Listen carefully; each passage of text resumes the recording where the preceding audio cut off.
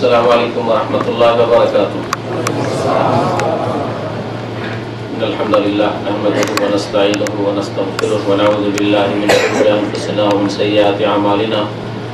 من يهده الله فلا مضل له ومن يضلله فلا هادي له.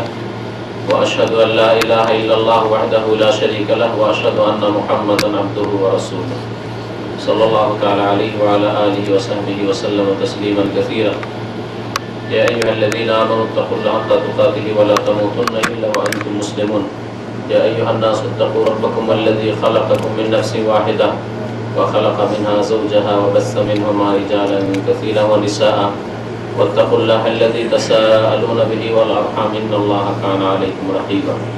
يا أيها الذين آمنوا اتقوا الله وقولوا قولا سديدا يصلح لكم أعمالكم ويغفر لكم ذنوبكم ومن يطع الله ورسوله فقد فاز فوزا عظيما. أما بعد أعوذ بالله من الشيطان الرجيم. يثبت الله الذين آمنوا بالقول الثابت في الحياة الدنيا وفي الآخرة ويضل الله الظالمين ويفعل الله ما يشاء. সম্মানিত ভাতৃমণ্ডলী, আল্লাহ পাক রব্বুল আলামিনের সমস্ত প্রশংসা যে আল্লাহ পাক রব্বুল আলামিন আমাদের সৃষ্টি করেছেন এবং আমাদের এই হায়াতের পরে মওত নির্ধারিত করেছেন। সে আল্লাহ পাকের যাবতীয় প্রশংসা যে আল্লাহ পাক রব্বুল আলামিন মানুষের হায়াত এবং মওতের মাধ্যমে তাদের পরীক্ষা করতে চেয়েছেন। সালাত এবং সালাম নাযিল হোক নবী মুহাম্মদ সাল্লাল্লাহু আলাইহি সাল্লামের প্রতি, যিনি দুনিয়া এবং আখিরাত সম্পর্কে মানব জাতির জন্য যা কল্যাণকর হতে পারে, যা মঙ্গলজনক হতে পারে, যা উপকারী হতে পারে সে সম্পর্কে রাস্তা দেখিয়েছেন। আর যেসব কথা, কাজ, আচরণ আমাদের জন্য ইহকাল পরকালে ক্ষতিকর হতে পারে সেসব থেকে নবী করিম সাল্লাল্লাহু আলাইহি ওয়াসাল্লাম সতর্ক করেছেন। আল্লাহ পাক রব্বুল আলামিন এই হায়াত আর হায়াতের পরে মওত সৃষ্টি করেছেন। কি জন্য আল্লাহ সৃষ্টি করেছেন? সূরা মুলকে আল্লাহ পাক ইরশাদ করেছেন, লিয়াবলুয়াকুম আইয়াকুম আহসানু আমালা, যাতে তোমাদের পরীক্ষা করা সম্ভব হয় যে তোমাদের মধ্যে কে বেশি ভালো কাজ করে আসছে। আল্লাহ পাক বলেছেন লিয়াবলুয়াকুম আইয়াকুম আহসানু, তোমাদের মধ্যে কে ভালো কাজ করে আসে বেশি। হাসান মানে ভালো, আর আহসান মানে অধিক ভালো। বেশি ভালো কাজ কে করে আসতে পারে এর পরীক্ষার উদ্দেশ্যে আল্লাহ পাক হায়াত সৃষ্টি করেছেন আর হায়াতের পরে মওত। যদি শুধু হায়াতে থেকে যেত, সারা জীবন এখানে থেকে যেতেন, তাহলে কখনো ভালো মন্দের ফলাফল রেজাল্ট পাওয়া যেত না। যারা ভালো মানুষ তারাও ভালো হয়ে থেকে যেত, কিন্তু তার ফলাফল তারা দেখতে পেত না। আর খারাপ যারা, তারা চিরকাল এইভাবে খারাপ কাজ করে, অন্যায় করে, অত্যাচার করে আল্লাহর হকের ক্ষেত্রে, মানুষের হকের ক্ষেত্রে চলে যেত। আর মনে করতো আমাদের ধরার কি আছে, আর আমাদের কোনখানে আর জবাবদাহি করতে হবে, পরোয়াই কি আছে, বেপরোয়া হয়ে যেত। যেমন পাপীরা বেপরোয়া হয়ে যেত যদি আল্লাহ চিরকাল এরকমই হায়াত রেখে দিতেন, তেমন যারা নেক লোক, সৎ লোক, তারা নিরাশ হয়ে যেত, অনুৎসাহিত হয়ে যেত। এত ভালো কাজ করে লাভটা কি? কি পাবো শেষখানে? কি লাভ শেষখানে? যার ফলে ভালো লোকের সংখ্যা বাড়তো না আর খারাপদের সংশোধন হতো না। কিন্তু আল্লাহ পাক রব্বুল আলামিন যে হায়াত মওত সৃষ্টি করেছেন, তার মাধ্যমে খারাপদের অনেকের সংশোধন হচ্ছে, তাই না? অনেক খারাপ লোকেরা ভালো মানুষ হচ্ছে। এই জন্য যে একদিন মরতে হবে, জবাবদাহি করতে হবে, আর যদি এই অবস্থায় চলে যায় আল্লাহ পাকের কাছে তো জাহান্নামে যেতে হবে। যার ফলে অনেক খারাপ মানুষদের, চোর, ডাকাত, খুনি, সন্ত্রাসী, মুশরিক, বেদিন, বিদাতি, বহু পাপে জড়িত মানুষদের সংশোধন হচ্ছে। ওই রকমই যারা ভালো মানুষ, পাপ করে না, তেমন জেনে শুনে হয়তো, অথবা হইলেও সাগিরা ছোট গুনাহ, ভুল ভ্রান্তি হতে পারে, কিন্তু ইচ্ছা করে কাবিরা গুনাহ করে না, এইরকম যারা ভালো মানুষ, ফরজ ওয়াজিবে কোন রকমের ঘাটতি করে না, তারা যে উৎসাহিত নেক আমল করে, যে আমাদের আমলগুলি আল্লাহ পাক দেখছেন, আমার বাপ মা দেখলো না, আমার ম্যানেজার মুদির দেখলো না, আমার মালিক দেখলো না দেখলো না, সুনাম করলো না করলো না, ওইসব নিয়ে পড়ো নেই, ওইসব নিয়ে আমার কোনো মাথা ব্যথা নেই। যে আল্লাহ আমাকে উত্তম বদলা দেবেন, যাজা দেবেন, প্রতিদান দেবেন, তিনি সবকিছুই দেখছেন। এইভাবে মানুষ নেক আমল করে নিজের মনে শান্তি পায়, যদিও দুনিয়াতে নাম না পায়। ভালো কাজ করে সৎ জীবন যাপন করে ভালো মানুষের মতো দুনিয়ায় থেকে তাতে শান্তি অনুভব করে এবং তাতে কম্পিটিশন, প্রতিযোগিতাও করে, যে সে যদি ফজর নামাজ পড়তে পারে আমি পারবো না,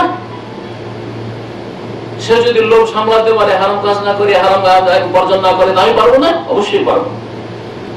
সে যদি তাহাজ্জুদ পড়তে পারে আমি তাহাজ্জুদ পড়তে পারবো না।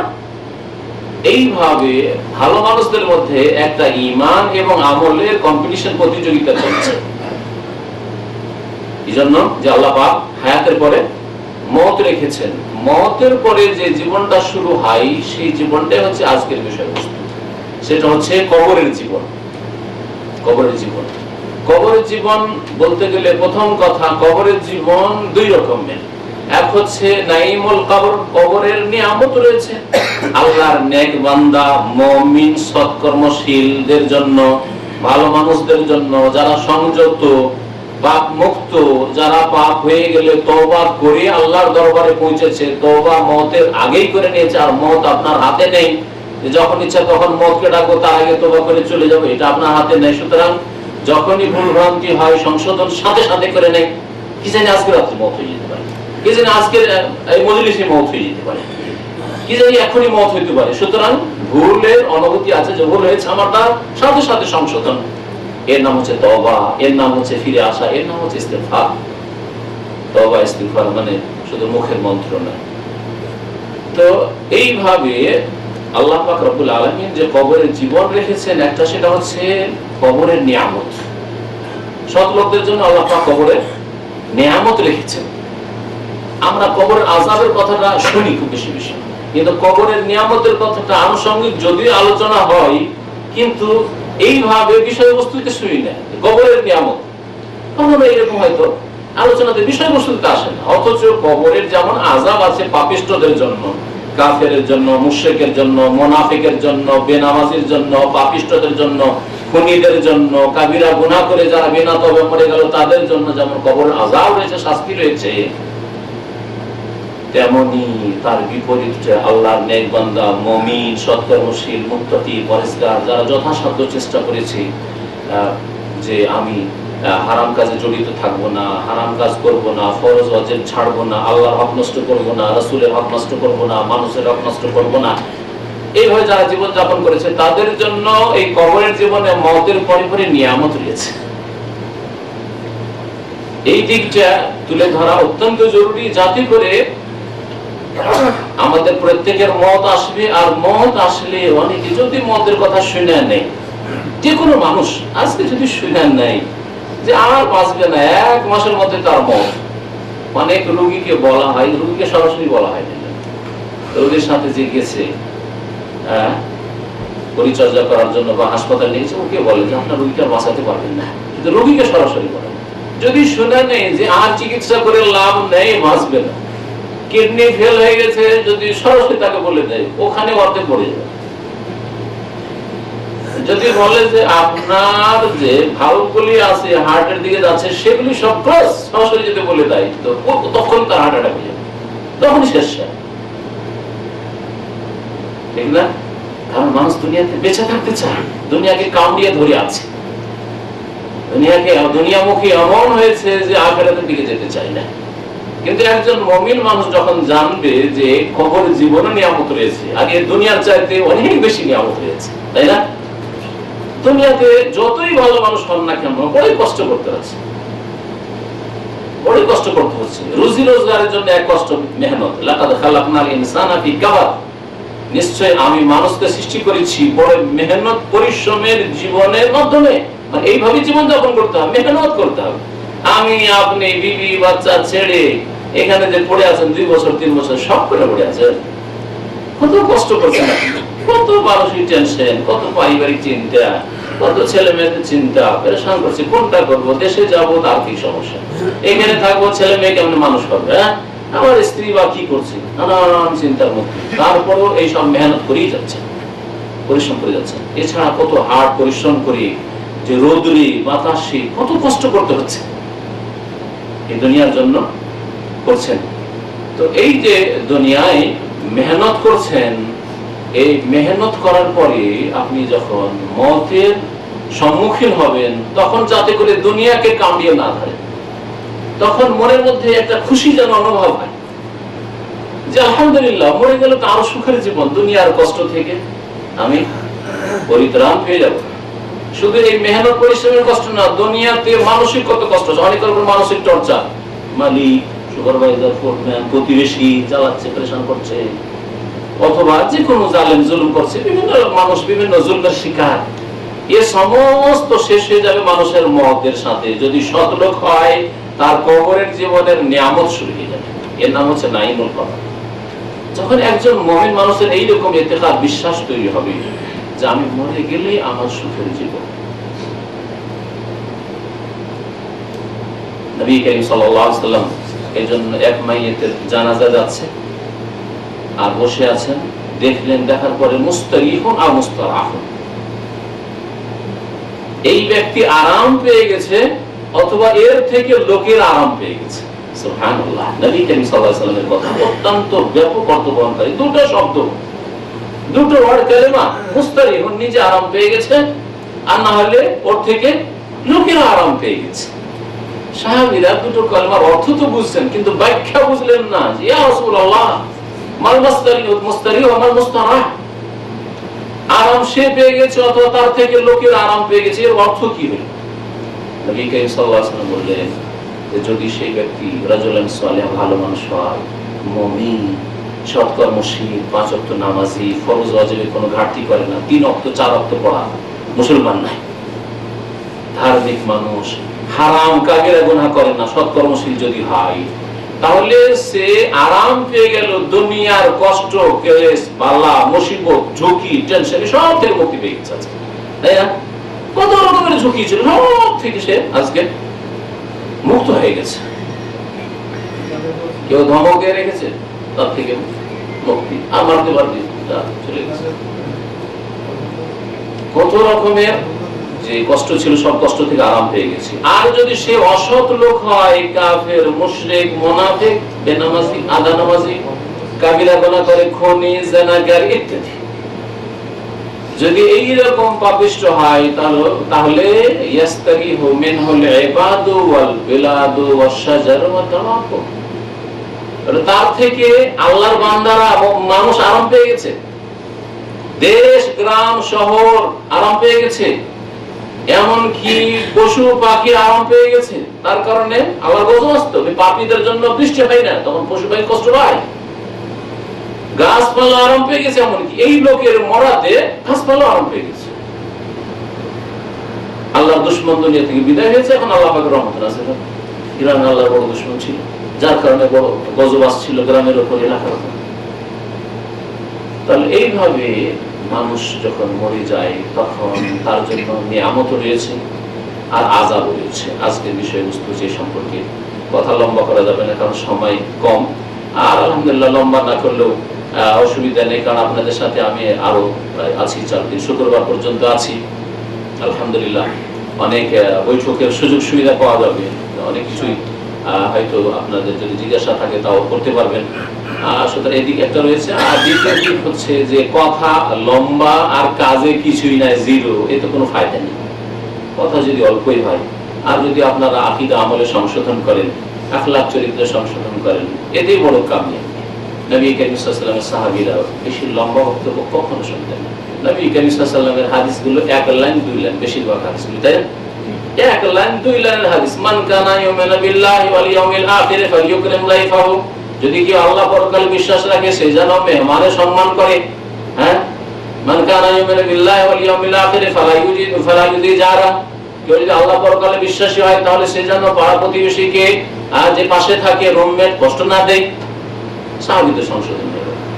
কিন্তু সারা রাত জলসা ওয়াজ মাহফিল শোনার পরে কোনো সংশোধন না, আবার ফজর ছাড়লো, যেসব পাপ করছে ওই অবস্থায় ঠিক কোনো ফায়দা নেই। এই জন্য যা শুনছেন, যা শিখছেন এটাও ফরজ, এবং যা শুনছেন শিখছেন সাথে সাথে, যেমন শিক্ষা ফরজ, আমল করা, দ্রুত আমল করা ফরজ। এটা হচ্ছে সাহাবায়ে কেরামদের তরিকা। আর এতে উম্মতে মুসলিমার ইহকাল পরকাল কল্যাণ হয়েছে। সম্মানিত ভাইরা, কবরের আযাব এবং কবরের নিয়ামত কোরআন দ্বারা প্রমাণিত, রাসূল সাল্লাল্লাহু আলাইহি সাল্লামের বহু হাদিস দ্বারা প্রমাণিত এবং যুক্তিসঙ্গত। মানুষের এই হায়াতের একটা জীবন, আর তার একটা জীবন আছে মায়ের পেটের জীবন। মায়ের পেটের জীবনটা দুনিয়াতে যে ভূমিষ্ঠ হওয়ার পরে আপনি 50-60 বছর বাঁচলেন বা যে কয় বছর বাঁচলেন, এই জীবন থেকে ভিন্ন, তাই না?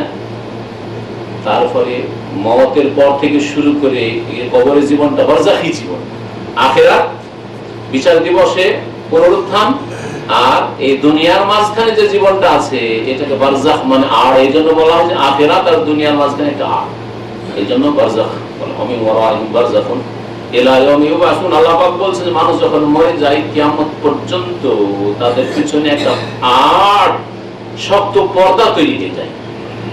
এই আয়াত দ্বারা যেমন বোঝা গেল যে কবর জীবনটা একটা মাঝামাঝি জীবন, আখিরাত ফুল হিসাব নিকাশ হবে, ডিটেইলস বিস্তারিত হিসাব নিকাশ হবে, এবং সেখানে জান্নাত জাহান্নামের আসল অবস্থায় পৌঁছিবে। তার মাঝখানে আর এই দুনিয়ার মাঝখানে একটা পর্দার জীবন, মধ্যম জীবন। আর একটা জিনিস যেটা বোঝা যায় আকীদা, সেটা হচ্ছে যে কোনো মানুষ হোক, সৎ হোক আর অসৎ হোক, ভালো হোক আর মন্দ হোক, মরে যাওয়ার পরে দুনিয়ায় ফিরে আসে না। কিন্তু আমাদের দেশের বিদ্যার্থীদের বড় আকীদা আছে, শিরকি কুফরি আকীদা আছে, যে ওলিয়া ওলিয়ারা মরে না, দুনিয়াতে ফিরে চলে আসে। বাড়ি বিবির খোঁজ খবর নেই, ছেলে মেয়েদের খোঁজ খবর নেই, তারপরে মরিদান ভক্তদের খোঁজ খবর নেই। আর সমস্যা হইলে, লড়াই ঝগড়া বিবাদ হলে এসে ওদেরকে স্বপ্নে শুধু না, একবারে জীবন্ত এসে বলে যে তোমরা এই কাজগুলি ভালো করছো না। এসব আকাবের আর বুজরুকদের নামে এইরকম বহু কিচ্ছা কাহিনী আছে। এটা কোরআন বিরোধী কথা। আমি ওয়ারাইহিম বারযাখুন ইলা ইয়াউমি ইউবআসুন, কিয়ামত পর্যন্ত এমন মজবুত পর্দা তৈরি হয়ে যায় যে দুনিয়াতে কেউ ফিরে আসবে না।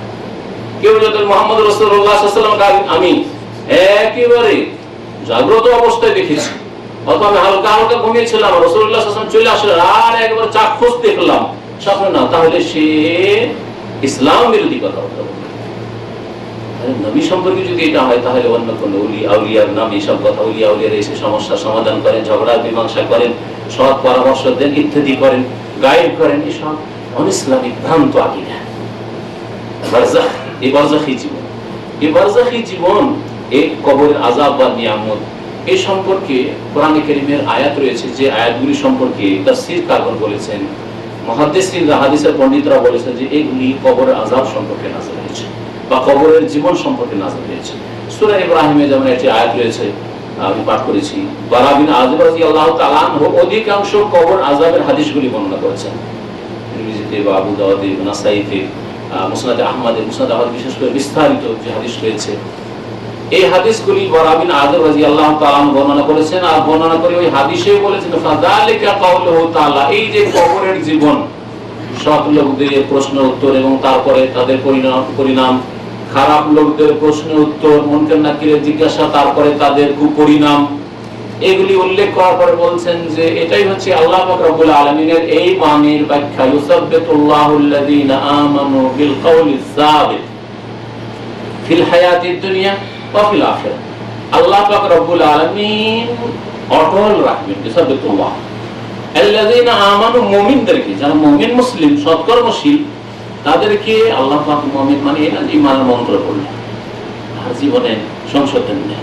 আপনি বলছেন আল্লাহ তোমার ছাড়া কেউ মাবুদ নেই, তো ইবাদত তো আল্লাহর হইতে হবে, অর্থাৎ ফরজ ওয়াজিব আদায় হতে হবে, হারাম কাবিরা থেকে বেঁচে থাকতে হবে, কমপক্ষে মিনিমাম 5 করা মুসলমান হইতে হবে।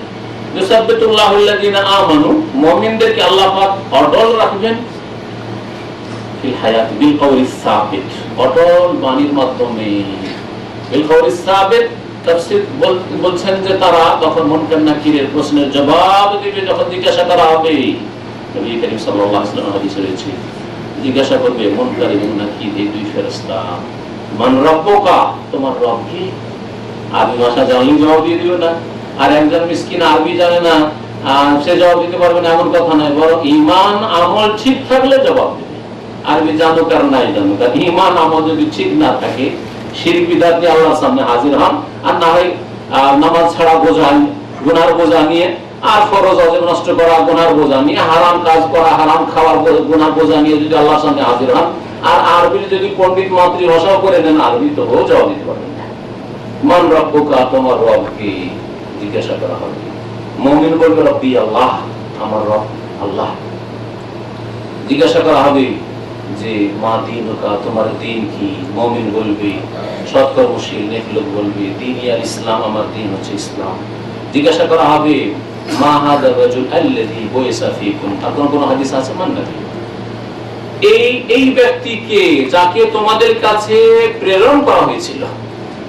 এই মা হাযার রাজুল ইশারা ইঙ্গিত করে এই ব্যক্তিকে বলা হবে। এতে থেকে এক শ্রেণীর বিদ্যার্থীরা নিয়ে এনেছে যে নবী করিম সাল্লাল্লাহু আলাইহি ওয়াসাল্লামকে ওখানে কবরে হাজির করে দেওয়া হয়।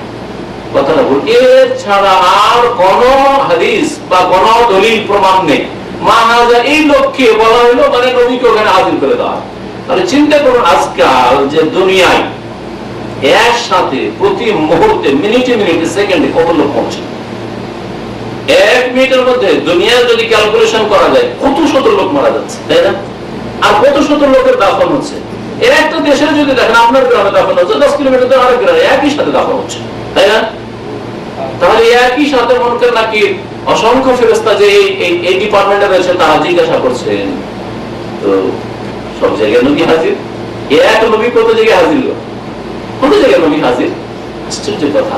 বিদ্যার্থীরা এখান থেকে আরো বাড়িয়ে দিল, তাহলে বোঝা গেল যে নবী তো হাজির নাজির, কবরে হাজির হয়ে যায়, হাজার হাজার কবরে হাজির হয়ে যায়, আমাদের মাঝেও হাজির হয়ে যায়, মাহফিলও হাজির হয়ে যায়। মাহফিলে যখন হাজির হয়ে যায়, সুতরাং আমাদেরকে দাঁড়িয়ে যেতে হবে। দাঁড়িয়ে যাওয়ার নাম কিয়াম। আর দাঁড়িয়ে গিয়ে নবীর হক হচ্ছে দরুদ পাঠ করা। আর যাকে বলা হচ্ছে আমাদের দেশের মানুষরা বলে মিলাদ, মিলাদ পাঠ শুরু হয়ে গেল। দেখলেন কোথা থেকে কোথা চলে গেল। অথচ মা হাযার রাজুল এই ব্যক্তিকে, এটা আমাদের সম্পর্কে বলা হতে পারে, অথচ আমি নেই। এখন এখানে আমি বক্তব্য করছি, তাই না? অফিসে কোন লোক বাইরে থেকে এসেছে, আসার পরে কোন লোককে জিজ্ঞাসা করছেন ইনি কে, এই যে মানে তো মা হাযার রাজুল, তাই না? ইনি কে, অথচ আমরা অফিসে না। এটা একটা উদাহরণ দিলাম। আলোচনা চলছে কোন একটা বিষয়বস্তু সম্পর্কে, এখানে রাজনৈতিক আলোচনা করছেন, আর তারপর বলছেন যে এই লোকটা তো দেশটাকে খারাপ করলো বলো। অথচ আপনি 5000 কিলোমিটার দূরে সৌদি আরবে আছেন, আর দেশের সম্পর্কে আলোচনা চলছেন এই লোকটা মানে এটা হয়তো হাজার হাজার রাজুল, এই লোকটা কি করে বলছেন হাজির। আবার নেতা হাজির হয়ে গেছে, আর সম্পর্কে বলছে এই লোকটাই দেশটাকে খারাপ করে দিল, বা এই লোকটা খুব ভালো মানুষ, কোথায় বলছেন। তাহলে বোঝা গেল যে হাজা ইশারা করার জন্য হাজির হওয়া লাগে না, বরং বিষয়বস্তুতে হয়তো আছে, অথবা ফেমাস হয়ে আছে, মশহুর হয়ে আছে, বুঝতে পারছেন লোকেরা, তাহলে হাজা বলে ইশারা করা যেতে পারে। যে এইভাবে হাদিসের ভাষায় এসেছে। নবী করিম সাল্লাল্লাহু আলাইহি ওয়াসাল্লাম এত প্রখ্যাত ব্যক্তিত্ব এবং সাইয়্যিদুল মুরসালিন, খাতামুন নবিয়্যিন, যে কবরে যদি জিজ্ঞাসা করা হয় মা হাযার রাজুল, ইনি কে যাকে তোমাদের কাছে পাঠানো হয়েছিল, তাহলে সবাই বলবে যে কার সম্পর্কে জিজ্ঞাসা করা হচ্ছে। এটা আদম সম্পর্কে জিজ্ঞাসা হচ্ছে না, এটা শেষ নবী মুহাম্মদ রাসূলুল্লাহ সাল্লাল্লাহু আলাইহি ওয়াসাল্লাম, যিনি সৃষ্টির সেরা আর নবীদের সর্দার, নবী কুলের শিরোমণি মুহাম্মদ সাল্লাল্লাহু আলাইহি ওয়াসাল্লাম সম্পর্কে জিজ্ঞাসা করা হচ্ছে। যদি মুমিন হয় বলে হুয়া রাসূলুল্লাহ সাল্লাল্লাহু আলাইহি ওয়াসাল্লাম, তিনি আল্লাহ পাকের রাসূল। বলছেন যে এটাই হচ্ছে আল্লাহ পাকের আয়াতের তাফসীর, যারা মুমিন লোকেরা আল্লাহ পাক তাদেরকে অটল রাখবেন। দেখেন বড় মদিরের সামনে অনেকে যেতেই সাহস করে না, কোম্পানিতে মদিরের সামনে যেতেই সাহস করে না, আর গিয়ে অনেক সময় কথা বলতে গিয়ে অধিকাংশ লোকের জবান কি হয়ে যায়, সাহস করে না বলতে, কি কথা বলতে কি কথা বলে ফেলেন, আর ভিতরে এত থরথর করে কাঁপছে যে আপনার কথায় জড়তা চলে আসছে, প্রকাশ করতে পারছেন। অথচ 3.5 হাতের আপনার মতোই মানুষ। আর সেই সময় ফেরেশতা এসে জিজ্ঞাসা করছেন, ওই সময় জবাব দেওয়া যেমন তেমন কথা নয়। আল্লাহ বলছেন যে মুমিনদেরকে আল্লাহ এত অটল রাখবেন বিল কাউলিস সাবিত, যে তাদের জবাব দিতে অসুবিধা হবে না। আল্লাহ বলছেন ফিল হায়াতিদ দুনিয়া ওয়া ফিল আখিরাহ, দুনিয়াতে যেমন মুমিনদেরকে আল্লাহ অটল রেখেছিলেন বাতিলের সামনে, শিরক কুফরির সামনে, পাপীদের সামনে, একা ছিল এলাকায়, তারপরে কখনোই চিন্তা করি যে আমি কি একা, আমার সাথে আল্লাহ আছেন। লা তাহজান ইন্নাল্লাহ মা'ানা কাল্লা ইন্না মাইয়া রাব্বি সায়াহদিন।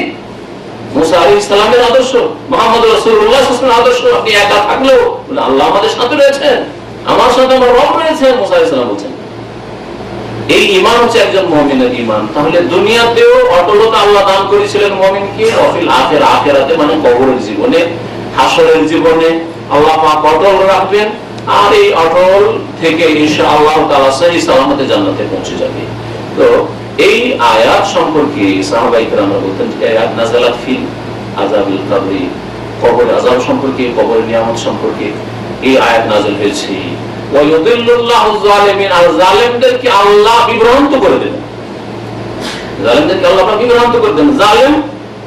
জালেম মানে কাফির, জালেম মানে মুশরিক, জালেম মানে মুনাফিক, জালেম মানে যে কোনো কাবিরা গুনাহকারী, জালেম যে গুনাহ করেছে ও জালেম। আমাদের দেশের মানুষরা জালেম মানে যদি কারো টাকা মেরে খান, কাউকে খুন করেন, মানুষের হক নষ্ট করেন, তাহলে জালেম, তাই না? তো আদম আলাইহিস সালাম কোন মানুষের হক নষ্ট করেছিলেন? না জিনের হক নষ্ট করেছিলেন, হ্যাঁ, না ফেরেশতার হক নষ্ট করেছিলেন? আদম আলাইহিস সালাম তো বানাযাল্লাহু আনফুসানা, আল্লাহ নিজের উপরে জুলুম করেছি আমরা। জুলুম মানে হচ্ছে আল্লাহর হক নষ্ট করা, রাসূলের হক নষ্ট করা, মানুষের হক নষ্ট করা, আর নিজের হক নষ্ট করা। নিজের জীবনে, কোন ব্যক্তি জীবনে পাপ করা হচ্ছে জুলম, যে কোনো গুনাহ যেন জুলম। জুলম হচ্ছে এই সমস্ত গুলি, রব্বানা যালামনা আনফুসানা ওয়া ইল্লাম তাগফির লানা ওয়া তারহামনা লানাকুনা মিনাল খাসিরিন, যে কোনো গুনাহ করাকে জুলম, নাফসের জুলম, জুলম নাফস বলা হয়। তো বলছিলাম যে ইউদিল্লুল্লাহু যালিমিন, আল্লাহ বলেন জালেমদেরকে আল্লাহ পথভ্রষ্ট, গুমরাহ করে দিবেন। সুতরাং বিভ্রান্ত যখন হয়ে যাবে আর জবাব দিতে পারবে না। মানুষ যদি বলতে গিয়ে কি বলে ফেলে, অথবা কথা না বলে, তাহলে না আসল উদ্দেশ্যে সে সার্থক হতে পারল না, কামিয়াব হইল না। আল্লাহ পাক কবরের জীবনে কাফের, মুশরিক, বেদিন এবং তাদের অনুসারী যারা পাপিষ্ট মুসলিম, তাদেরকে আল্লাহ এমন বিভ্রান্ত করে দেবেন যে জবাব দিতে পারবে না। কি করবে? নবী করিম সাল্লাল্লাহু আলাইহি ওয়াসাল্লাম বলেছেন, আম্মাল কাফিরু ওয়া রাকাসে মুনাফিক রয়েছে, পাপিষ্ট গুনাহগার কাফিরেরা যখন জিজ্ঞাসা করা হবে মান রাব্বুকা, তখন বলবে হা হা লা আদরি, হায় আফসোস আফসোস আফসোস, আখিরের বিষয় লা আদরি, কিছুই জানি না। গতানুগতিক যারা মুসলমান ছিল, মানে জন্মসূত্র শুধু মুসলমান, শুনে মুসলমান শুধু, কিন্তু আকীদায় আমলে মুসলমান নয়, তারা বলবে সামিতু নাসে ইয়াকুলুনা কাযা। লোকজনকে গ্রামে শুনতাম, এলাকায় বলতে শুনতাম, যে বলতো যে নাকি আল্লাহ আছেন, আল্লাহর ইবাদত করতে হবে, নামাজ পড়তে হবে, আল্লাহর প্রতি ঈমান রাখতে হবে, আর নবীর প্রতি ঈমান রাখতে হবে। শুনতাম যে নবী নাকি আমাদের মুহাম্মদ সাল্লাল্লাহু আলাইহি ওয়াসাল্লাম, শুনতাম যে দ্বীন ইসলাম পূর্ণাঙ্গ জীবন বিধান, কিন্তু আমরা তা করতাম না। আমাদের রচিত বিধান ছিল, আমরা খেয়াল খুশি জীবন যাপন করতাম, আমরা কুপ্রবৃত্তির অনুসরণ করতাম, মন যা চাইতো তাই করতাম। মন চাইছে এটা ভালো, হালাল, হারাম হইল, মন চাইছে এটা খারাপ, খারাপ মন্তব্য করে দিলাম। এই ছিল কুপ্রবৃত্তির অনুসরণের জীবন যাপন। এরা বলবে যে লোকদেরকে শুনতাম বলতে, ওই রকমই বলতাম।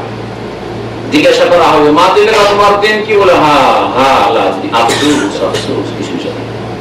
জিজ্ঞাসা করা মা হাদা রাজুল আল্লাযী বুইসা ফীকুম, এই ব্যক্তিকে যাকে তোমাদের কাছে পাঠানো হয়েছিল, মান নবিয়ুকা, তোমার নবীকে, বলে হা হা আল্লাহ আফসোস আফসোস, আখি কিছু জানি না। রাজুলুল্লাহু যালিমিন, জালেমরা প্রশ্নের উত্তর দিতে পারবে না, বিভ্রান্ত হয়ে যাবে। ওয়া ইয়াফআলুল্লাহু মা ইয়াশা, তখন আল্লাহ পাক যা চাইবেন তাই করবেন। নবী করিম সাল্লাল্লাহু আলাইহি ওয়াসাল্লামের হাদিসে রয়েছে যে আল্লাহ পাক মুমিন বান্দা যখন প্রশ্নের উত্তর দিতে পারবে, ভালো মানুষ, সৎকর্মশীল, নেক লোক যখন উত্তর দিতে পারবে, তখন নাদা মুনাদি মিনাস সামায়ে, আকাশ থেকে ডাক দেওয়া হবে, আনিফরিশুহু মিনাল জান্নাহ ওয়াল বাসুহু মিনাল জান্নাহ ওয়াফতাহু লাহু বাবান ইলাল জান্নাহ। জান্নাতের ফার্শ, ফার্শ মানে কি? হ্যাঁ, তারপর কি ফার্শ বলছেন? আর বলে এখনো ফার্শ বলছেন লোকেরা, জান্নাতের বিছানা বিছিয়ে দাও, ফার্শ মানে বিছানা। ওয়াল বাসুহু, লিবাস মানে পোশাক, ওয়াল বাসুহু মিনাল জান্নাহ, জান্নাতের লিবাস, পোশাক পরিয়ে দাও। ওয়াফতাহু লাহু বাবান ইলাল জান্নাহ, জান্নাতের দরজা খুলে দাও। সুবহানাল্লাহ। কাফের, মুনাফিক যারা, তাদের অনুসারী যারা, জন্মসূত্রে মুসলিম, কিন্তু সারা জীবন কোনো চিন্তা হয়নি যে আমাকে আল্লাহ কেন সৃষ্টি করেছে। ভালো করে শোনেন কথা, শুধু মুসলিম দাবি করলে হবে না। 60 বছরের 50 বছরের জীবন চলে গেল, কখন এই চিন্তা করলেন না যে আল্লাহ কেন সৃষ্টি করেছেন, কে সৃষ্টি করেছেন, কেন সৃষ্টি করেছেন, এই কথা কোনদিন চিন্তা আসলো না। আমার কিছু করণীয় আছে কিনা কোনো চিন্তা করলেন না। আর শোনেন, কখনো এই চিন্তা করলেন না যে আমি মরবো, সবাই বলছে আমার সামনে অনেকে মারা যাচ্ছে, আমিও মরবো, মরার পর আমার কি হবে এই চিন্তা কখনো করলেন না। তারপরে মুসলিম কখনো না, কখনো না। ইসলাম বিনষ্টকারী যেসব বিষয় তার একটি হচ্ছে যে যেই ব্যক্তি সারা জিন্দেগিতে কখনোই ফিকির করলো না যে তাকে কিছু শিখতে হবে, করতে হবে, বিশ্বাস করতে হবে, আমল করতে হবে। আর ইরাদ আন দীনিল্লাহ, আল্লাহর দ্বীন থেকে এমন বিমুখ হয়ে যাওয়া, লা ইয়াতাআল্লামুহু ওয়া লা ইয়ামাল বিহি, না শিখলো, না আমল করলো, না বিশ্বাস করলো। জন্মসূত্রে মুসলিম চলে গেল, সারা জিন্দেগিটা পার করে দিয়ে এই চিন্তাগুলি কখনো আসলো না। তাহলে মনে করেন যে সেও জান্নাত না, কখনো না। এইরকম লোকদেরকে, পাপিষ্ঠদেরকে যখন প্রশ্ন উত্তর দিতে পারবে না, বলা হবে তাদের সম্পর্কে আকাশ থেকে ডাক আসবে, জাহান্নামের বিছানা বিছিয়ে দাও, জাহান্নামের পোশাক পরিয়ে দাও, আগুনের পোশাক হবে, আগুনের পোশাক হবে। আল্লাহ পাক জাহান্নামীদের সম্পর্কে বলেছেন শুধু আগুনের পোশাক না, আগুনের সাথে এই যে পিচ, যে রোড তৈরি করার জন্য পিচ ব্যবহার হচ্ছে, তাকে রান, যেটাকে বলা হয়, কি বলে সেটাকে আমাদের দেশের ভাষায় আলকাতরা। হ্যাঁ, আলকাতরা। আল্লাহ বলছেন সূরা সারাবিলহুম মিন কাতিরান, তাদের পায়জামা হবে, প্যান্ট, ফুল প্যান্ট হবে, তাদের লেবাস পোশাক কিসের হবে? সিলভার সারাবিল বলছে না, সারাবিল আর সারাবিল একই অর্থে, বাগি আর ওদি একই অর্থে। সারাবিলহুম মিন কাতিরান, তাদের সিরওয়াল পায়জামা হবে, প্যান্ট হবে আলকাতরা। সুবহানাল্লাহ। আগুন, আর আগুন যদি আলকাতরা, আলকাতরাকে আগুন দিয়ে গরম করা হয় তো দুনিয়াতে কি অবস্থা হয় সুবহানাল্লাহ, বুঝতেই পারছেন। আসলে যদি জাহান্নামের আগুন দিয়ে যদি গলানো হয় আর গরম করে রাখা হয় তো কি অবস্থা, কোন লেবাস পোশাক হবে জাহান্নামীদের জাহান্নামে এবং কবরের জীবনে। নবী করিম সাল্লাল্লাহু আলাইহি ওয়াসাল্লাম বলছেন যে বলা হবে তাদের জাহান্নামের পোশাক পরবে না, জাহান্নামের বিছানা বিছিয়ে দাও, ওয়াফতালু বাবান ইলান নার, এবং জাহান্নামের দরজা খুলে দাও। হাদিস বড় লম্বা আছে, এছাড়াও বিভিন্ন হাদিসে রয়েছে ওয়াইন্নাহু লা ইউসাল্লাতু আলাল কাফিরি ফি কবরিহি 99 তিননিনা, কাফিরদের কবরে আর বেনামাজি সম্পর্কে শেখের বক্তব্য শুনে নেবেন। আমার একটা বিষয় মনে আছে নাকি নামাজের বিধান সম্পর্কে, বেনামাজি সম্পর্কে বিধানটাও জান, কারণ আমাদের দেশের মানুষের এই অনুভূতি নেই, চেতনা নেই যে আমি যে বেনামাজি তো আমি কোনখানে আছি, আমি আসলে ইসলামে আছি না গায়র ইসলামে আছি, এই চেতনাই নেই। কাফেরদের উপর নিযুক্ত করা হবে ফি কবরিহি, তার কবরে 99 তিননিনা, 99টি অজগর সাপ, তানহাসুহু ওয়া তাওদাহু হাত্তা তাকুমাস সাআহ, কিয়ামত পর্যন্ত দংশন করতে থাকবে, শাস্তি দিতেই থাকবে, এসব শাস্তি হবে। নবী করিম সাল্লাল্লাহু আলাইহি ওয়াসাল্লাম সহিহ বুখারীর একটি হাদিস শোনায় যে কবরে আযাব যখন হয় তখন ইয়াসমাউ মান ইয়ালি গায়রা সাকালে, কবরের আশেপাশে যত জীবজন্তু থাকে, পশু পাখি, গরু ছাগল বকরি কুকুর বিড়াল সব শুনতে থাকে। গায়রা সাকালে, একমাত্র সাকালে অর্থাৎ মানুষ এবং সাকালে তাসনিয়া দ্বিবচন, মানুষ এবং জিন শুধু শোনে না, কারণ মানুষ এবং জিনকে আল্লাহ ইবাদতের জন্য সৃষ্টি করেছেন।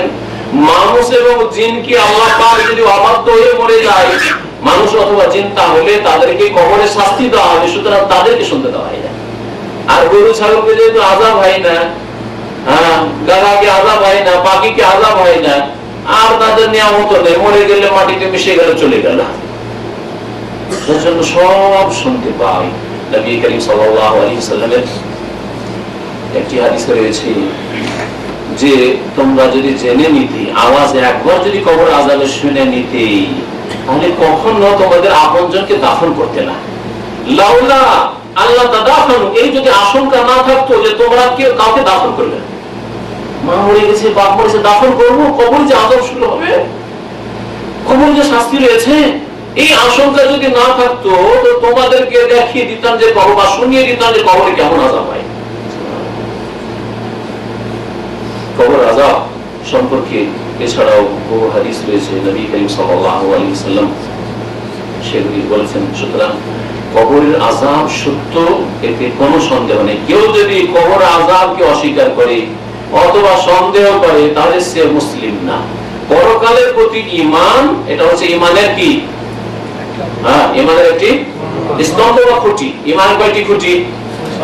6টি। ঈমানের বলেছে ইসলামের নাম।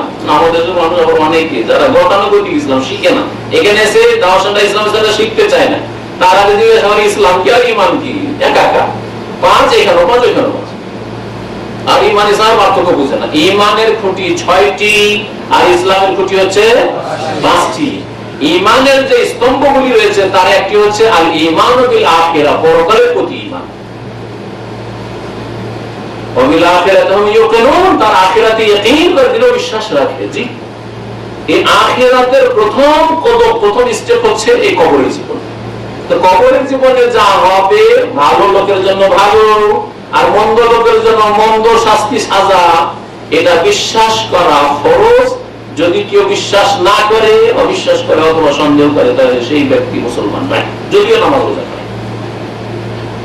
কবরের আযাব যে হয় এই মর্মে কোরআনে কারীমের আরেকটি আয়াত আছে সূরা মুমিনে, ফিরাউন এবং ফিরাউনের সেনাবাহিনী, ফিরাউনের দলবল সম্পর্কে। মুসা আলাইহিস সালামের দল হকপন্থী আর বাতিলপন্থী সেই জামানার ফিরাউনের অনুসারী যারা। আল্লাহ পাক রব্বুল আলামিন এখানে ফিরাউন এবং ফিরাউনের ভক্তদের সম্পর্কে বলছেন, আন্না ইউরাদুনা আলাইহা গুদুওয়া ওয়া আশিয়া ওয়া ইয়াওমা তাকুমুস সাআ আদখিলু আলা ফিরাউনা আশাদ্দাল আযাব। মহান আল্লাহ ইরশাদ করেছেন, আন্না ইউরাদুনা আলাইহা, ওই লোকদেরকে, অর্থাৎ এই ফিরাউনের বংশধরকে, ফিরাউনের অনুসারীদেরকে জাহান্নামের উপর পেশ করা হচ্ছে। আগুনে তাদেরকে পেশ করা হচ্ছে। আগুনে কি জন্য পেশ করা হচ্ছে? সম্মান দেওয়ার জন্য, শীতকালের আগুন পাওয়ার জন্য। শীতকালে আগুন থাকেন না, ওই জন্য না, জ্বালানোর জন্য, শাস্তি দেওয়ার জন্য, আযাব দেওয়ার জন্য। আন্নারু ইউরাদুনা আলাইহা, জাহান্নামের উপর, আগুনের উপর পেশ করা হচ্ছে এদেরকে। গুদুওয়া ওয়া আশিয়া, সকালে বিকালে। সকাল বিকাল মানে সব সময়। যেমন আমরা আমাদের ভাষায় বলি, ভাই আপনাকে তো সকাল বিকাল দেখি, তার মানে প্রায় সময় দেখি, এটাই অর্থ। তো এর মানে এটা যে সকালে একবার দেখি আর বিকালে একবার দেখি, যাতে প্রায় সময় দেখেন ওরা সকাল বিকাল। তো আল্লাহ বলছেন সকাল বিকাল তাদেরকে জাহান্নামের উপর, আগুনের উপর পেশ করা হচ্ছে। এটা হচ্ছে ইউরাদুন। ওয়া ইয়াউমা তাকুমুস সাআ, যেই দিন কিয়ামত কায়েম হবে সেই দিনও জাহান্নামের উপর পেশ করা হবে। তার মানে কবরের আযাব দিয়ে ফিরাউন আর ফিরাউনের অনুসারীদের নাজাত নেই। কিন্তু আযাব শুরু হয়েছে, হচ্ছে হচ্ছে হচ্ছে কিয়ামতের দিনও আযাব আর জাহান্নামের আযাব। ওয়া ইয়াউমা তাকুমুস সাআ, কিয়ামতের দিনে বলা হবে আদখিলু আলা ফিরাউনা আশাদ্দাল আযাব। এই ফিরাউনের বংশধর, ফিরাউনের চরিত্রে যারা চরিত্রবান হয়েছিল আর হচ্ছে আর কিয়ামত পর্যন্ত হবে, এদেরকে আশাদ্দাল আযাব, কঠোর শাস্তিতে ঢুকিয়ে দেওয়া কথা বলে বলেন। যেমন এই আয়াত, দ্বিতীয় আয়াত, যে আয়াত সম্পর্কে মুফাসসিরিনগণ বলেছেন যে কবরের আযাব সম্পর্কে নাযিল হয়েছে এবং স্পষ্ট। সম্মানিত ভাইরা, কবরের জীবনে আযাব কেন হয়? মুসলিমদেরও আযাব হয়, মুসলিমদেরও আযাব হয়। বিভিন্ন কাবিরা গুনাহগুলির কারণে হয়। তার প্রমাণে সহিহ বুখারী মুসলিমের একটি হাদিস রয়েছে, নবী করিম সাল্লাল্লাহু আলাইহি ওয়াসাল্লাম মদিনায়, তাহলে এর দ্বারা বোঝা গেল যে মদিনাতেও কবরের আযাব কি হয় না, হয় না? আমাদের দেশের অধিকাংশ মানুষের আকীদা যে জান্নাতুল বাকি, মানে বাকির কবরস্থান নাম জান্নাতুল বাকি। ওখান থেকে একটা ধারণা যে বাকিতে মরলি তো জান্নাত, বাকিতে দাফন হইলি জান্নাত, তাই না? আচ্ছা, মক্কায় আল মুআল্লা কবরস্থান, ওর নাম বিদাতি নাম হচ্ছে জান্নাতুল মুআল্লা, মানে এখানে আল মুআল্লাতে কবর পেলেই তো জান্নাত, তাই না? কখন না, কখন না। মান বাত্তা বিহি আমালুহু লাম ইউসরা বিহি নাসাবুহু, কারণ আমল যদি দূরে ফেলে দেয়, মানুষকে পিছনে ফেলে দেয়, তাহলে তার বংশধর, জমি, ভূমি কখনো এগিয়ে দিতে পারবে না, মনে রাখবেন। তো সম্মানিত ভাইরা, নবী করিম সাল্লাল্লাহু আলাইহি ওয়াসাল্লাম মদিনার গলিতে রাস্তায় চলছেন, মাররা আলা কবরাইন, দুটি কবর ছিল, কবর পাশ দিয়ে যাচ্ছে। আর যেতে ওহী হয়ে গেল, নবী করিম সাল্লাল্লাহু আলাইহি ওয়াসাল্লামকে জানতে পারলেন এই দুই কবরে আযাব হচ্ছে। নবী করিম যেখানে সেখানে জানতে পারতেন না, কিন্তু যখন জানিয়ে দেওয়া হইতো, ইন হুয়া ইল্লা ওয়াহয়ুন ইউহা, ওহী যখন হইতো তখন জানতে পারতেন। ওহী হয়ে গেল, জানতে পারলেন, বললেন সাহাবায়ে কেরামদেরকে, সাথী সঙ্গীরা ছিল সেখানে, ইন্নাহুমা ইউআযাবানি ওয়া মা ইউআযাবানি ফি কাবীর, এদেরকে আযাব শাস্তি হচ্ছে, এই দুটো লোকের কবরে আযাব হচ্ছে। কিন্তু এমন কোন বড় বিষয় ছিল না যে সেই গুনাহ থেকে বেঁচে থাকা বড় কষ্টকর ছিল না। এমন নয় যে কাউকে খুন করে এসেছে, এমন নয় যে এরা শিরক করে মুশরিক হয়ে মারা গেছে, এমন নয় যে আল্লাহ পরকাল অস্বীকার করেছে, নাস্তিক হয়েছে, এমন নয় যে অন্তরের কপট মুনাফিক ছিল, আল্লাহ পরকাল বিশ্বাসের মিথ্যা কালেমা পড়েছে, এরকম ছিল না। ওয়া ইয়াযবানি ফি কাবীর, যদিও গুনাহগুলি কবিরা কিন্তু এমন বড় বিষয় ছিল, এটা হচ্ছে এর অর্থ। কারণ আরেকটা হাদিসে রয়েছে ওয়ালা ওয়াইন্নাহু লাকাবীর, তবে গুনাহগুলি বড়, মানুষ সেগুলিকে বড় মনে করে না। আর বেঁচে থাকাও বড় বিষয় ছিল না, খুব হালকা বিষয় ছিল, কিন্তু সেগুলি হচ্ছে ওয়াইন্নাহু লাকাবীর, গুনাহগুলি বড়। অনেকে এগুলোকে বড় গুনাহ মনে করে না। আম্মা আহাদুমা ফাকানা ইয়ামশি বিন নামিমাতি, তাদের দুইজনের একজন চুগলখড়ি করত। চুগলখড়ি বুঝেন? কে বুঝে বলেন তো দেখি? হ্যাঁ, কি চুগলখড়ি মানে কি? হ্যাঁ, একজন লোকের পিছিয়ে বদনাম করতেছে, সে শুনলে কষ্ট পাইবে, এই চুগলখড়ি। এটা চুগলখড়ি, ঠিক ঠিক বলেছেন। এটা গীবত। গীবত হচ্ছে যে মানুষের চোখের আড়ালে তার ব্যক্তি জীবনের বা পারিবারিক জীবনের এমন দোষ চর্চা করা যে দোষ চর্চা করা জায়েজ নাই, সেই দোষ দিয়ে অন্যের ক্ষতি করছেন। হ্যাঁ, কি হলো? হ্যাঁ, নাকলু কালামিন নাস বাদেন ইলাফাজ, মানুষের কথা এখান থেকে ওখানে নিয়ে যে পৌঁছানো, ওর সাথে আরেকটা শর্ত লাগবে, অসম্পূর্ণ আছে। আলাজ ওয়াজহিল ইফসাদ, ফিতনা ফাসাদ সৃষ্টি করার জন্য, লড়াই ঝগড়া বিবাদ সৃষ্টি করার উদ্দেশ্যে। কিন্তু ভালো কথা যদি হয়, যেমন আমার কথা এখান থেকে শুনলেন, আর শোনার পর রুমে গেলেন, আর দেখলেন দু চারজন আলোচনা আসেন, তখন ওদের বললেন যে তোমরা ভুল করেছো, আজকে তো গেলেন, আজকে কবর আযাবের গুরুত্বপূর্ণ কথা শুনলাম, তার মধ্যে দু একটা পয়েন্ট উল্লেখ করলেন, তো এই কথাটা তো ওখানে গিয়ে নকল করলেন, তো এটা হচ্ছে নকল হয়ে যাবে। তাহলে যদি বলেন যে এখানকার কথা ওইখানে পৌঁছানো, তাহলে এটাও তার মধ্যে শামিল হয়ে যাবে। ভালো করে বোঝার চেষ্টা করেন। এই জন্য এখানকার কথা ওখানে পৌঁছানো, একজনের কথা আরেক জায়গায় পৌঁছানো যদি ফিতনা ফাসাদের উদ্দেশ্য হয়, বাঁধিয়ে দেবো, এদের ঝগড়া লাগিয়ে দেবো, এদের কলহ বিবাদ সৃষ্টি করে দেবো, এই উদ্দেশ্যে যদি হয়, তাহলে এর নাম চুগলখড়ি।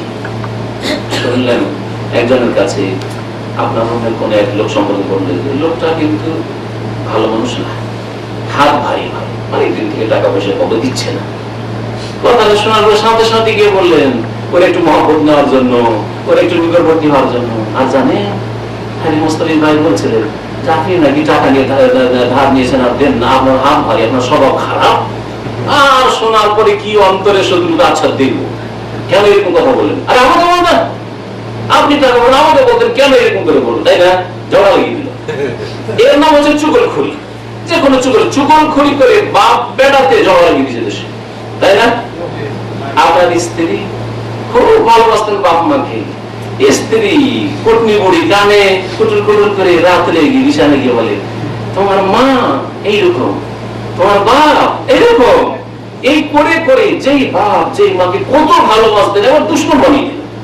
আমার বাপ মা মানুষই না, আরে বউর সাথে ব্যবহার ভালো জানে না, মানুষের সাথে চলতেই জানে না, সারা জিন্দগি মানুষ করলো, আর আজকে আপনার কাছে বাপ মা দুশ্মন হয়ে গেল এই চুগলখড়ি, তাই না?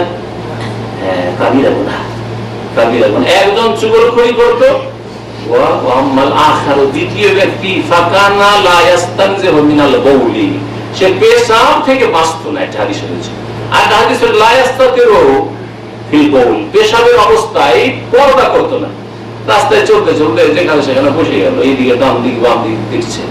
নদীর কিনারে আমাদের দেশে যারা বসবাস করে, রেল লাইনের পাশে রোডের আশেপাশে বসবাস করি, আর বাড়িতে বাথরুম নেই, বসে রোডের পাশে মাথা নিচে বসে গেল, তাই না? বসে গেল, চোখে চোখে না দেখলেই হইল, অসুবিধা নাই, চলছে। সুবহানাল্লাহ। নদী এলাকায় যারা বসবাস করে, রাস্তাঘাটের পাশে, ওইরকম সড়কের পাশে যারা বসবাস করে, এদের বদচলন হয়েছে, সামনে খোলা, চারিদিক থেকে নজর আসছে, কিন্তু চোখে চোখে যদি দেখা হচ্ছে না, বসে আছে। কাবিরা গুনাহ। পর্দা না করলেও পেশাব পায়খানা সব পর্দা না করে, আশেপাশ দিয়ে লোক যাচ্ছে আর পর্দা না করেন, কাবিরা গুনাহ, কবর আযাবের কারণ। আর যদি পেশাব করার সময় সতর্ক না থাকেন, পেশাব ছিটছে, দাঁড়িয়ে পেশাব হতো, বসে শক্ত মাটিতে পেশাব, বসে পেশাব করতে গিয়েও ছিটে চলে আসে কাপড়ে, গায়ে চলে আসলে, আর তারপরে ধুলেন না, যদি সতর্ক হওয়া সত্ত্বেও ছিটে চলে আসে, তাহলে আপনি ধুয়ে নেন, কাপড় ধুয়ে নেন, কাপড়ে পড়লে শরীরে পড়লে শরীর ধুয়ে নেন, না ধুয়ে নেন নাপাক থাকলে। আমার দেশের বেনামাজিরা তারা কি করে, ইচ্ছা করে কাপড়ে পেশাব লাগিয়ে রাখে, ইচ্ছা করে কাপড়ে পেশাব লাগিয়ে রাখে।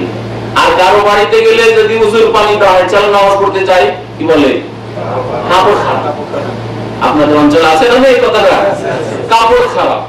আমাদের সব মহিলাদের মাসে 7 দিন কাপড় খারাপ থাকে, আর এই পুরুষ বেনামাজিদের সারা জীবনটাই কাপড় খারাপ থাকে।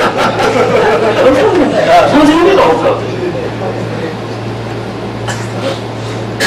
একবার দুইবার ছিটাতে যদি কবর আযাব হয়, যারা কাপড় পেশাব লাগিয়ে রাখে, পানি দিয়েও ধয় না, গুলাদের পানির ব্যবস্থা না থাকে, কুলুকও নেই না, প্যান্ট খারাপ হয়ে থাকলো, আন্ডার প্যান্ট খারাপ হয়ে থাকলো, আর এটা বাহানা যে আমি নামাজ পড়বো না, এমনিও নামাজ পড়ে না, যদি এই গুনাহ থেকে না বাঁচি তাহলে কবর আযাব হবে। এরা কি ছিল, মুসলিম ছিল না ছিল না? যদি বলেন যে এরা মুশরিক ছিল, তাই নবী সাল্লাল্লাহু আলাইহি ওয়াসাল্লাম পেশাবের কথা বলতেন না, নবী সাল্লাল্লাহু আলাইহি ওয়াসাল্লাম এই কথা বলতেন না যে চুগলখড়ি করতো, এর চাইতে বড় গুনাহ শিরকের কারণে এদের কবর আযাব হচ্ছে বলতেন না। কিন্তু বলেছেন যে একজন পেশাব থেকে বাঁচতো না, পেশাবের অবস্থায় পর্দা করতো না, আর আরেকজন চুগলখড়ি করতো। সুতরাং বোঝা গেল যে মুসলিমদেরও কাবিরা গুনাহের জন্য কবরে আযাব হবে। কবরে আযাব হয়ে কিছু লোক আছে যারা অনেক ভালো কাজ করেছে কিন্তু কিছু গুনাহ করেছে, কাবিরা গুনাহ করেছে, তাদের একটা পিরিয়ড পর্যন্ত কবর আযাব হওয়ার পরে ঠান্ডা হয়ে যাবে, কারণ তার পানিশমেন্ট হয়ে গেছে। যেমন জেলের সাজা, আসামি 1 বছর ছিল, 1 বছর পরে ছেড়ে দিল বা দেশে পাঠিয়ে দিল। আর কিছু লোক আছে 5 বছর, 7 বছর, 10 বছর, সারা জীবন জেল, তাই না? এইরকম। তো ওই রকমই কবরের জীবনটা, কারো সারা কবরের জীবনটাই আযাব আর আযাব থাকবে। যারা ওই রকম অনেক কাবিরা গুনাহ করেছে, কাফের অবস্থায় মরেছে, মুশরিক অবস্থায় মরেছে, সারা জিন্দেগি কখনো ফিকির করেনি যে আমার কি হবে মতের পরে, সারা জীবন কবরে আযাব হইতে থাকবে, আর হাসরের মাঠেও আযাব হবে, আর জাহান্নামের আযাবে যেতে হবে। আল্লাহ পাক রব্বুল আলামিন যেন কোরআন এবং হাদিস বোঝার তৌফিক দান করেন, এবং আল্লাহ পাক রব্বুল আলামিন আমাদেরকে যেসব জিনিস বিশ্বাস করা ফরজ করে সেসব জিনিসে বিশ্বাস করার মতো বিশ্বাস করার তৌফিক দান করেন, যে বিশ্বাস আমাদের জীবনে সংশোধন করাতে পারে। সম্মানিত ভাইরা, কবরের আযাব আলোচনা করা মানে কিচ্ছা কাহিনী নয়। আমি কখনো কিচ্ছা কাহিনীর উদ্দেশ্যে কবর আযাব আলোচনা করি না এবং আজকে করি না। কবরের আযাবের কথা শুনে যাতে করে আপনার আমার সংশোধন হয়, আপনি ভালো করে বুঝতে পারছেন, কারণ আপনার সম্পর্কে আপনি সবচেয়ে বেশি জানেন, আপনার স্ত্রীর চাইতে বেশি জানেন যে আপনি কি গুনাহে ডুবে আছেন, তাই না? একমাত্র আল্লাহ আপনার চাইতে বেশি জানে, বাকি আপনি সবার চাইতে বেশি আপনার সম্পর্কে জানেন যে আপনি কোন ক্ষেতের মানুষ, কোন অবস্থায় আছেন। শুধু আপনার জীবনে যে সব কাবিরা গুনাহ আছে, কবর আযাব থেকে যদি বাঁচতে হয়, জাহান্নামের আযাব থেকে যদি বাঁচতে হয়, বিচার দিবসের হাসর মাঠের আযাব থেকে বাঁচতে হয়, তো আল্লাহর রাস্তায় সংশোধন করেন। আল্লাহ যেন আমাদের সংশোধন করার তৌফিক দান করেন। আমরা সকলেই গুনাহগার, আল্লাহ তুমি আমাদেরকে মাফ করে দাও। আল্লাহ রব্বুল আলামিন আমাদেরকে ভালো জীবন যাপনের জন্য তৌফিক দান করেন। আল্লাহ আমাদের নেক আমলের জন্য তৌফিক দান করেন। আল্লাহ পাক আমাদের আকীদা শুদ্ধ করার তৌফিক দান করেন, সঠিক ইলম শিখার জন্য তৌফিক দান করেন, এবং ভালো আমল করার তৌফিক দান করেন। 5 ওয়াক্ত নামাজ কায়েম করার জন্য আল্লাহ পাক তৌফিক দান করেন। আল্লাহ পাক আমাদের ফরজ ওয়াজিব হেফাজত করার জন্য তৌফিক দান করেন। হারাম নাজায়েজ কাবিরা সাগীরা গুনাহ থেকে আমাদের বেঁচে থাকার জন্য আল্লাহ পাক তৌফিক দান করেন। ওয়া সাল্লাল্লাহু আলা নবিয়িনা মুহাম্মদ ওয়া আলা আলিহি ওয়া সাহবিহি।